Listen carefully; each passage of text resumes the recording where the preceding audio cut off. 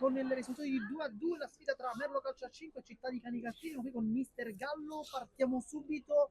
Mister, gol è arrivato degli avversari negli ultimissimi istanti. Quali sono i primi giudizi a caldo? Il giudizio d'accordo che è una vittoria alla portata di mano. Ce la siamo. Non l'abbiamo chiusa, primo tempo pali, traverse, poi anche loro hanno comunque prodotto tanto. Il risultato ci sta stretto, ma ognuno ora adesso lotterà per il suo obiettivo, partite facili non ce ne sono. Peccato perché era una partita dove si poteva vincere, pali, traverse, primo pali, però va bene, non va bene, ma accettiamo il risultato perché anche loro poi hanno prodotto. Perdere per la seconda volta dei punti agli ultimi secondi per adesso ci va male. Questa è la seconda partita che negli ultimi secondi pigliamo il gol.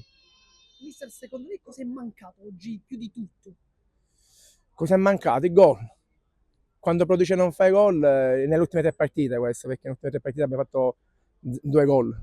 Le assenze si sentono sotto porta, però dico la prestazione c'è sempre. Produciamo, ma momentaneamente non facciamo gol. Non è un problema di gioco, problemi di ragazzi. Non si fa gol, e se non fai gol non vinci. Dal mercato sono arrivati due calciatori come Finazzo e La Spisa. Come li ha visti in questa prima uscita? No, bene, hanno bei colpi. Giustamente dobbiamo ancora integrare questi due ragazzi che ci daranno una mano e faranno bene sicuramente.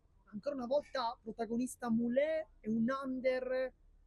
Quanto è importante per un giocatore così giovane ma determinante in quel ruolo che il portiere? Tanto perché ti permette di non pensare l'under che deve entrare deve uscire, poi è pure buono e posso optare tutto, mettere 4 over, under in campo, tante cose. Adesso invece diamo uno sguardo alla prossima partita contro l'Isola Calcio a 5, importante visto il campo complicato, come la prevedete? Ci dobbiamo leccare le ferite perché è stata una mezza sconfitta, anche se il pari poi ci sta, una mezza sconfitta e dobbiamo risollevarci perché ci dobbiamo salvare, anche un punto con una diretta concorrente fa classifica perché si mantiene il distacco invariato.